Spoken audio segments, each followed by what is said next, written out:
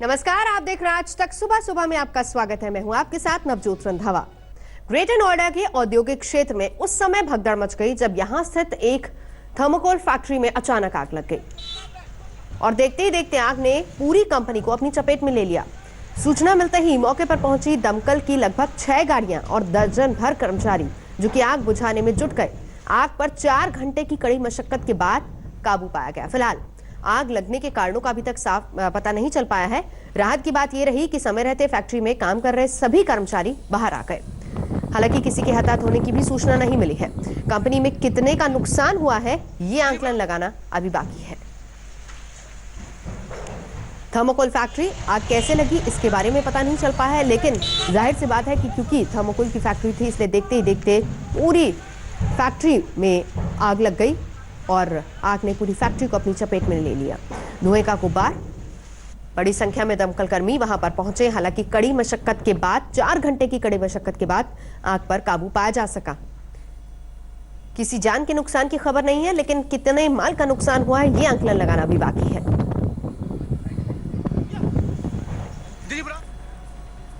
उना में उत्तर प्रदेश सरकार के नकल माइनी परीक्षा कराने के दावों की हवा निकलती हुई नजर आ रही है। यहाँ के 2 महाविद्यालयों में नकल माफिया और महाविद्यालय प्रबंधन मिलकर नियमों को ताक पर रखकर धड़ल्ले से नकल करा रहा है और छात्र छात्राओं से नकल कराने के एवज में लाखों रुपए भी वसूले जाते हैं। दोनों ही विद्यालयों में छात्र छात्राओं को नकल कराते हुए शिक्षक कैमरे में कैद हुए हैं। तस्वीरें देखिए और अंदाजा लगाइए किस तरीके से बाकायदा बोलकर सवालों के जवाब छात्र छात्राओं को लिखवाए जा रहे हैं। सुनिए जरा।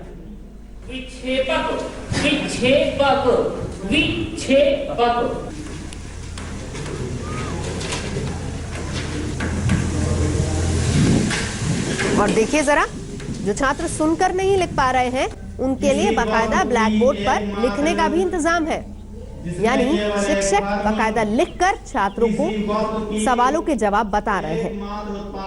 और किस तरीके से नकल हो रही है ये वहां कैमरे में रिकॉर्ड की गई है।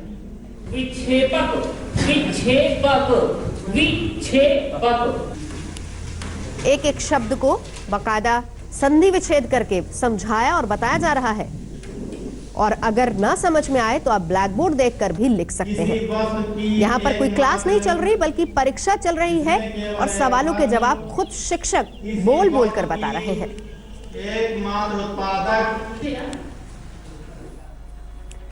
पटना सिटी के गायघाट में बाल सुधार गृह है जिसका इन दिनों कुछ वीडियोस वायरल हो रहे हैं जिसमें बाल कैदी एक दूसरे से मारपीट करते नजर आ रहे हैं। कुछ कैदी 2 बाल कैदियों की जमकर पिटाई भी कर रहे हैं। उन पर थप्पड़ों और लात घूसों की बरसात हो रही है। वहीं कुछ कैदी नाच गा रहे हैं तो कुछ अश्लील हरकतें करते भी नजर आ रहे हैं।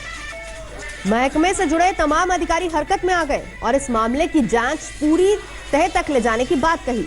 हालांकि अभी यह साफ नहीं हो पाया है कि ये वीडियो किस दिन का है, यानी तारीख कौन सी है। खबर पश्चिम बंगाल से, जहां के बर्दवान में बीजेपी दफ्तर के बाहर खड़ी 2 बाइक में अचानक आग लगने से हड़कंप मच गया। आसपास के लोगों को समझ ही नहीं आया कि आखिर बाइक में अचानक आग लगी कैसे। आनन फानन में दमकल और पुलिस को फोन करके बुलाया गया। दमकल की गाड़ी ने आग पर काबू पा लिया, लेकिन तब तक दोनों ही बाइक जलकर राख हो चुकी थी। हालांकि बीजेपी दफ्तर के बाहर पार्किंग स्टैंड में खड़ी बीजेपी पदाधिकारियों की दोनों ही बाइक में आग कैसे लगी ये अभी जांच का विषय है।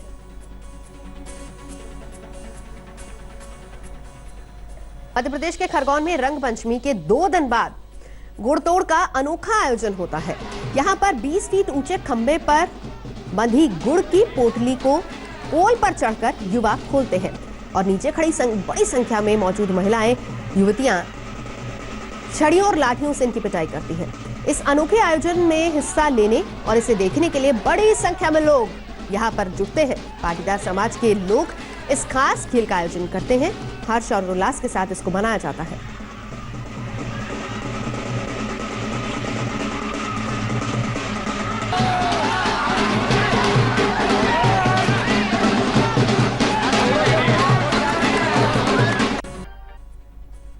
आप देख रहे हैं सुबह सुबह, मैं हूं आपके साथ नवजोत रंधावा।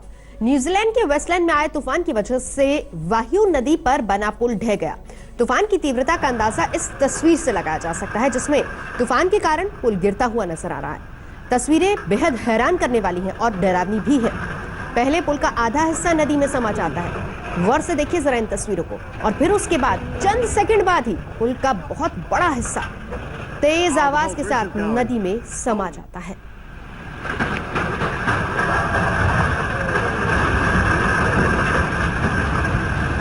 वहां मौजूद कुछ लोगों ने इस घटना को अपने मोबाइल में रिकॉर्ड कर लिया।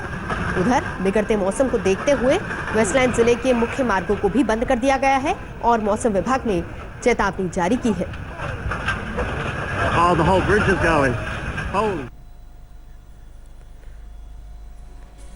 बद्रीनाथ धाम में बर्फबारी तो थम गई है, लेकिन बर्फीली आफत अभी कम नहीं हुई है। बद्रीनाथ धाम के रास्तों पर जमी बर्फ को हटाने के लिए अधिकारियों और कर्मचारियों को काफी मशक्कत करनी पड़ रही है। दिसंबर से लेकर अभी तक यहां इतनी ज्यादा बर्फ गिर चुकी है कि सड़क से बर्फ हटाना काफी मुश्किल हो रहा है। मंदिर के आसपास भी बर्फ की मोटी चादर बिछी हुई है। अभी भी कई जगहों पर 8 फीट तक बर्फ जमा है। सड़क, घर, मंदिर सब कुछ बर्फ से ही पटा पड़ा है। मार्च खत्म होने को है, लेकिन अभी भी बद्रीनाथ धाम में बर्फबारी देखने को मिल रही है। मई में मंदिर के कपाट खुलने हैं और ऐसे में अगर बर्फबारी का सिलसिला इसी तरीके से जारी रहा तो फिर दर्शन करने आने वाले श्रद्धालुओं को काफी परेशानी होगी।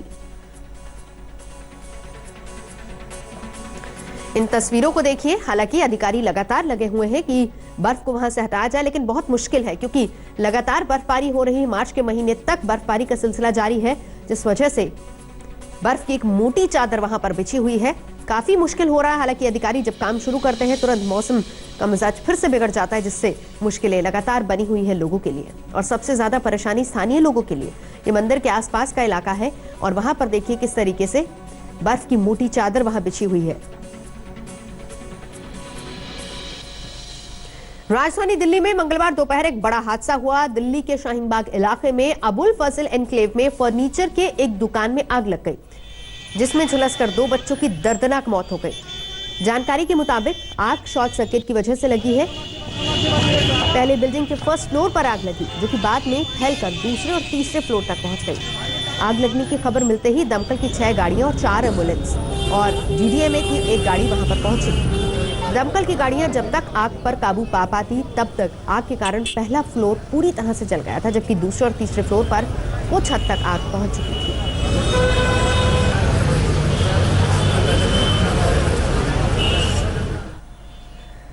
यमुना एक्सप्रेसवे पर 0 पॉइंट के पास 2 कारों में टक्कर में आग लग गई। घटना मंगलवार देर रात की है और समय था करीब 1 बजे। ये घटना तब हुई जब एक कार तेज रफ्तार से पीछे से दूसरी कार को जोरदार टक्कर मार देती है। दोनों कारों में जबरदस्त टक्कर होते ही अचानक आग लग गई। आग ने कुछ ही देर में दोनों ही गाड़ियों को पूरी तरह से अपनी चपेट में ले लिया। हालांकि दोनों कारों में ड्राइवर के अलावा कोई और सवार नहीं था और दोनों ही ड्राइवरों ने टक्कर के बाद आनन फानन में कार से उतरकर अपनी जान बचाई। घटना में किसी के हताहत होने की खबर नहीं है। फायर ब्रिगेड के पहुंचने से पहले ही दोनों कारें बुरी तरह से जलकर खाक हो चुकी थी।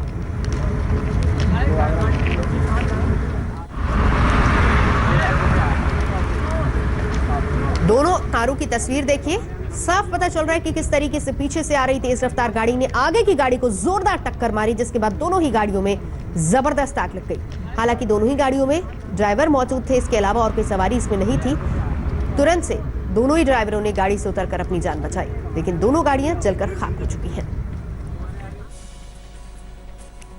बिहार के मुजफ्फरपुर में एक ट्रैफिक जवान को लोगों ने दौड़ा दौड़ा कर पीटा। जवान का ऑटो ड्राइवर से विवाद हो गया था। दरअसल ट्रैफिक जवान अपनी ड्यूटी पर तैनात था। इसी दौरान एक ऑटो ने गलत तरीके से एंट्री कर ली। रोकने पर दोनों में बहस हो गई। जवान ने ऑटो चालक को चांटा जड़ दिया और उसके बाद ऑटो चालक बड़ी संख्या में लोगों को लेकर वहां पर पहुंचा। सड़क पर जमकर जाम लगाया। जाम लगाने वाली भीड़ उन्मादी हो गई और वहां तैनात जवान की पिटाई कर दी। पुलिस ने इस मामले को काफी गंभीरता से लिया है।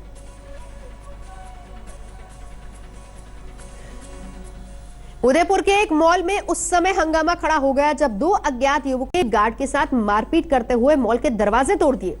घटना की जानकारी मिलने पर पुलिस भी मौके पर पहुंची, लेकिन तब तक दोनों बदमाश मॉल में तोड़फोड़ कर वहां से फरार हो चुके थे। तोड़फोड़ के दौरान पूरी तरह से मामला अफरा तफरी वाला हो गया था। बदमाशों की तोड़फोड़ की तस्वीरें मॉल में लगे सीसीटीवी कैमरे में रिकॉर्ड हो गई। जानकारी के मुताबिक दोनों युवक जब मॉल में घुस रहे थे तभी मॉल के गार्ड ने उन्हें रोकने की कोशिश की, जिसके बाद उन्होंने मॉल के गार्ड के साथ जमकर मारपीट भी की।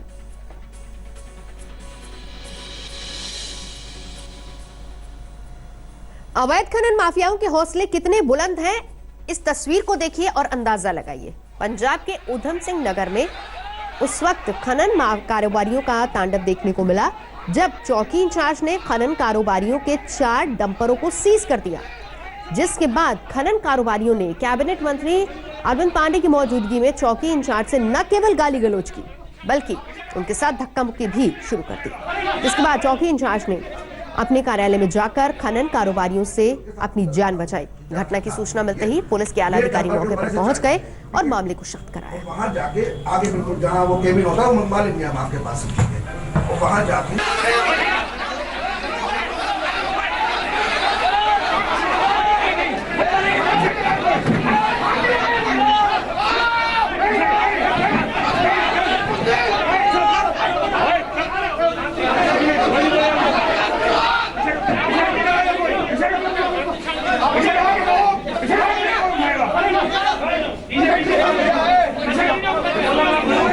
के साथ कुछ गलत काम हो जाए जांच के साथ। तो इन तस्वीरों को देखिए, आचार संहिता लागू है लेकिन मंत्री जी किस तरीके से खनन माफिया का साथ दे रहे वो भी इन तस्वीरों में दिख रहा है। अवैध खनन कारोबारियों का ये तांडव देखने को मिला, जिसके बाद लोगों की भीड़ भी वहां पर जुट गई। ऊधम सिंह नगर का इलाका जहां पर अवैध खनन का कारोबार और जिसको लेकर वहां पर जमकर हंगामा हुआ, हालांकि पुलिस के पहुंचने पर मामले को शांत कराया गया।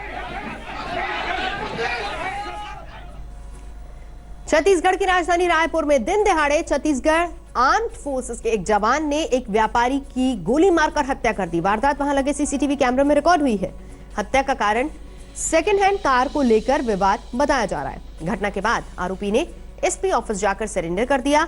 सीसीटीवी कैमरे में साफ तौर पर देखा जा सकता है किस तरीके से जवान कारोबारी के ऑफिस पहुंचा, अपनी सर्विस रिवॉल्वर से कैबिन के बाहर से गोलियां दाग दी। पुलिस के मुताबिक मृतक संजय अग्रवाल ऑटोमोबाइल का काम किया करता था। पुलिस ने आरोपी जवान को हिरासत में ले लिया है और उससे फिलहाल पूछताछ की जा रही है। शराब की दुकान से महिलाएं इतनी परेशान हो गई हैं कि अपना आपा तक खो बैठी। शराब पीने और बेचने वालों पर जमकर पिटाई की गई उनकी। दरअसल मध्य प्रदेश के आगर मालवा में शहर के बीचों बीच एक मोहल्ले में देसी शराब का ठेका चलता है। वहां पर दिन रात शराबियों द्वारा उपद्रव मचाने और गाली गलौज से परेशान इन महिलाओं ने शराब के ठेके पर ही धावा बोल दिया और वहां बैठकर शराब पीने वाले लोगों की जमकर पिटाई की और उन्हें वहां से भगा दिया। इतना ही नहीं, उन्होंने शराब के ठेके पर भी ताला जड़ दिया और प्रशासन को चेतावनी दी कि अगर ठेका नहीं हटा तो चुनाव में महिलाएं मतदान नहीं करेंगी। गुजरात के नवसारी में एक बड़ा हादसा होते होते टल गया। नेशनल हाईवे पर चल रहा एक केमिकल लदा ट्रक अचानक से पलट गया। ट्रक पलटते ही उसमें आग लग गई। हालांकि समय रहते ड्राइवर ने कूदकर अपनी जान बचाई।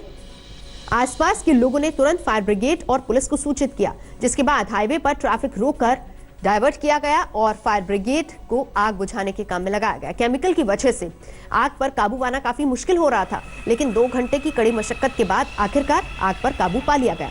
हालांकि राहत की बात यह रही कि हादसे में किसी के हताहत होने की खबर नहीं आई है। छत्तीसगढ़ के रायपुर में नेशनल हाईवे नंबर 53 पर एक ट्रक अनियंत्रित होकर पेड़ से टकरा गया। टक्कर इतनी जोरदार थी कि ट्रक में तुरंत ही आग लग गई। हादसे में ट्रक ड्राइवर फंस गया और उसकी जलकर मौत हो गई। घटनास्थल पर पहुंचे दमकल की गाड़ियों ने कड़ी मशक्कत के बाद आग पर काबू पाया। पुलिस के मुताबिक ड्राइवर ट्रक में सरिया लेकर रायपुर से महाराष्ट्र जा रहा था। असम के डरंग जिले में खेतों में अचानक अजगर के आ जाने की वजह से दहशत फैल गई। कुछ ग्रामीणों ने हिम्मत दिखाई और खुद ही अजगर को पकड़ने लगे। काफी देर तक अजगर के साथ पकड़म पकड़ाई का खेल यूं ही चलता रहा। कभी ग्रामीण अजगर को पकड़ लेते तो कभी उसके डर से उसे छोड़कर पीछे हट जाते। काफी देर बाद एक बोरे में आखिरकार अजगर को पकड़ा गया। बाद में 8 फीट के अजगर को वन विभाग ने जंगल में छोड़ दिया। आप देख रहे हैं सुबह सुबह और मैं हूं आपके साथ नवजोत रंधावा। ईरान में भारी बारिश के बाद अब बाढ़ का कहर देखने को मिल रहा है। बाढ़ की वजह से अब तक 19 लोगों को अपनी जान गंवानी पड़ी है। देश के 31 में से 25 प्रांत भीषण बाढ़ की चपेट में है।